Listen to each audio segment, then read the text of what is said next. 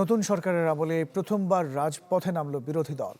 গণভোটের রায় বাস্তবায়ন দাবিতে রাজধানীর জাতীয় বায়তুল মোকাররমের উত্তর গেটে বিক্ষোভ সমাবেশ করেছেন তারা বলেছেন, অধ্যাদেশ বাতিল করতে গেলে ক্ষমতার মসনদে টিকতে পারবে না বিএনপি। বিক্ষোভ পরবর্তী মিছিলও করেছেন জামাত নেতৃত্বাধীন 11 দলীয় জোটের নেতাকর্মীরা।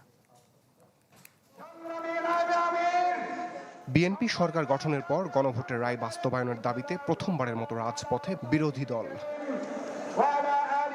শনিবার বিকেলের পর থেকে 11 দলীয় জোটের নেতাকর্মীরা জড়ো হতে থাকেন বাইতুল মোকাররমের উত্তর গেটে। বিক্ষোভ সমাবেশে নেতাদের বক্তব্যে উঠে আসে গণভোট ইস্যুতে বিরোধী দলের অবস্থান।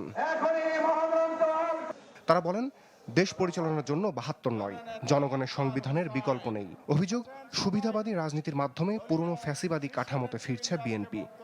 একই দিনে এক ভোট যদি হালাল হয় তাহলে আরেকটা হারাম হতে পারে না। বিচারক নিয়োগ প্রক্রিয়া, সংবিধান বাদ, অধ্যাদেশ বাদ করা হচ্ছে। এগুলোর মাধ্যমে একটা একটা করে ফ্যাসিজমের বীজ বপন করা হচ্ছে। এগুলো অঙ্কুরেই আমরা তুলে ফেলব। সরকার যদি সংস্কার করে, জনস্বার্থে কাজ করে, সহযোগিতা দেব। জনস্বার্থের বিরুদ্ধে গেলে রাজপথে প্রতিবাদ, সংসদে প্রতিবাদ। 11 দলের শীর্ষ নেতাদের হুঁশিয়ারি, অধ্যাদেশ বাতিল করতে গেলে ক্ষমতার মসনদে টিকতে পারবে না বিএনপি। অতীত সরকারের পরিণতি থেকে শিক্ষা নেওয়ার আহ্বান জানান তারা। এদেশের জনগণের গণরায়কে যদি হাইকোর্ট দেখান, এদেশের জনগণ রাজপথে আপনাদেরকে মোকাবেলা করবে ইনশাআল্লাহ।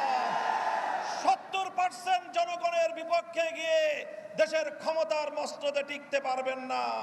দেশ পরিচালনার জন্য সংবিধান লাগবে, সেই সংবিধান হতে হবে জনগণের সংবিধান। আর সেই সংবিধানে জনগণের কথাগুলো থাকবে, তার অন্যথা আমরা হতে দেব না। জনগণের বিরুদ্ধে অবস্থান গ্রহণ করবেন না, আমাদেরকে রাজপথে আসতে বাধ্য করবেন না।